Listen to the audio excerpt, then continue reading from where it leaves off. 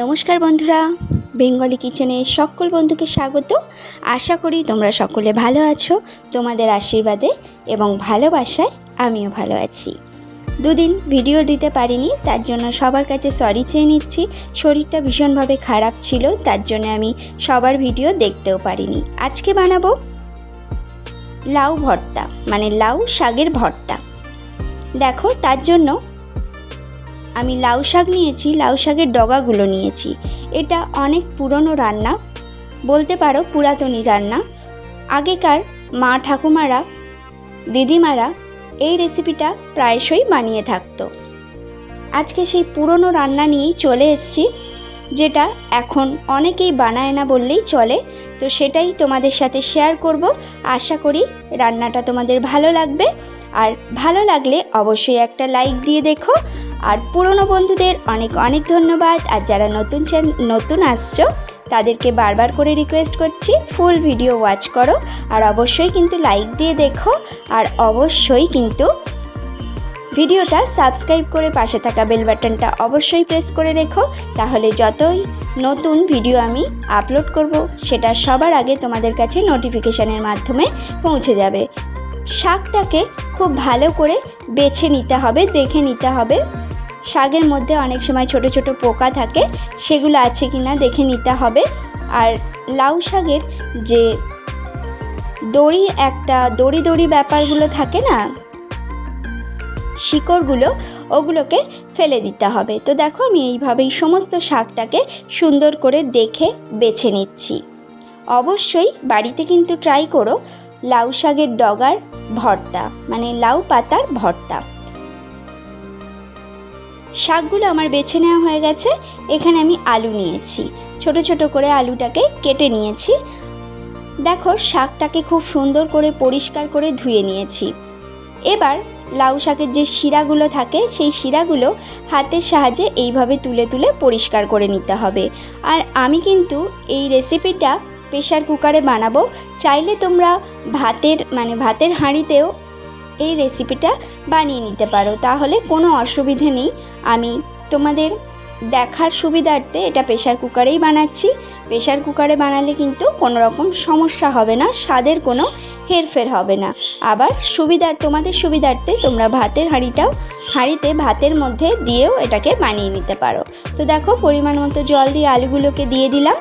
তারপরে এর মধ্যে শাকটাকে ধুয়ে ভালো করে জল চিপে জলটা ফেলে দিয়ে আমি প্রেশার কুকারের ঢাকা আটকে একটা সিটি দেবো। বেশি সিটি কিন্তু দেওয়ার দরকার নেই।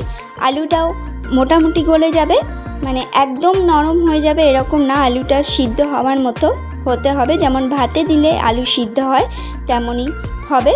তো দেখো, একটা সিটি দিয়ে আমি ফিরছি। তো দেখো, ফিরে এলাম। একটা সিটি দিয়ে দেখো শাকটাও গলে গেছে, আলুটাও গলে গেছে। আমি এবার একটা অন্য পাত্রে জলটাকে ঝরিয়ে শাকটা আলুটাকে নিয়ে নিলাম। এবার দেখো, চামচের সাহায্যে আমি শাক আর আলুটাকে একটু মেখে নিচ্ছি। এতটাই গরম যে এর মধ্যে হাত দেওয়া যাচ্ছিল না বলেই কিন্তু আমি শাকটাকে এইভাবে চামচের সাহায্যে মেখে নিচ্ছি। তোমরা একটু ঠান্ডা করে হাত দিয়ে মাখতে পারো। ঠান্ডা হয়ে গেলে আমি কিন্তু হাত দিয়েই মাখবো, কারণ হাতের চেয়ে ভালো মাখা কিন্তু অন্য কিছুতে হয় না। তো দেখো, এখানে 2 চামচের মতো পোস্ত আমি গুঁড়ো করে রেখেছিলাম, সেটা এখানে অ্যাড করলাম। পোস্তটাকে দিয়ে আমি এর মধ্যে দেব 2 চামচের মতো সর্ষের তেল।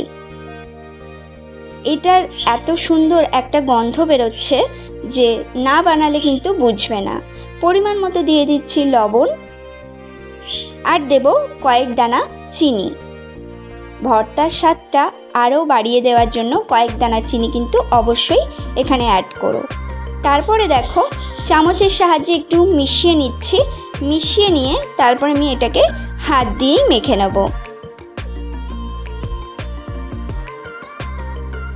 দেখো, এখনও গরম আছে। আমি এইভাবেই হাতের সাহায্যে অল্প অল্প করে মেখে নিচ্ছি। আজকের রেসিপি তোমাদের কেমন লাগলো অবশ্যই জানাতে ভুলো না। আর এভাবে বানালে কিন্তু ছোট থেকে বড় সকলেই খাবে। আমরা জানি ছোটরা কিন্তু সবজি খেতে চায় না, শাক খেতে চায় না, তো এইভাবে যদি বানিয়ে দাও তাহলে কিন্তু ভীষণ টেস্টি হয়। আর গরম ভাতের সাথে কিন্তু এই ভর্তা জাস্ট অনবদ্য, খুব সুন্দর লাগে খেতে। তো দেখো এখানে আমি কাঁচা লঙ্কা দিয়ে দিচ্ছি। কাঁচা লঙ্কাটা দিয়ে মেখে নিচ্ছি। আমি লাস্টেই কাঁচা লঙ্কাটা অ্যাড করলাম, তাহলে পুরোপুরি কাঁচা লঙ্কার যে স্মেলটা সেটাই ভর্তার মধ্যে অ্যাড হবে। আর তোমরা যে যেমন ঝাল পছন্দ করো অবশ্যই সেই বুঝে ঝালটাকে ব্যবহার করবে। আমি কম খাই তাই কম ঝাল এখানে অ্যাড করলাম। এবার ভালো করে সুন্দর করে মেখে নিয়ে এটাকে গরম গরম ভাতের সাথে পরিবেশন করতে হবে। আর ওপর থেকে সাজানোর জন্য একটা লঙ্কা আর একটু সর্ষের তেল এখানে অ্যাড করে দিলাম। তাহলে আজকে আসি, দেখা হবে নতুন কোনো রেসিপির সাথে। অবশ্যই কিন্তু বাড়িতে একবার ট্রাই করো। আর অবশ্যই সকলে একটু সাপোর্ট করো এই ছোট্ট চ্যানেলটাকে, যাতে আমার লক্ষ্যে খুব তাড়াতাড়ি আমি পৌঁছতে পারি। তাহলে সকলকে অনেক অনেক ধন্যবাদ ভিডিওটা দেখার জন্য, সাথে থাকার জন্য, পাশে থাকার জন্য। পুরনো বন্ধুদের অনেক ভালোবাসা, নতুন বন্ধুদেরও অনেক ভালোবাসা জানানো।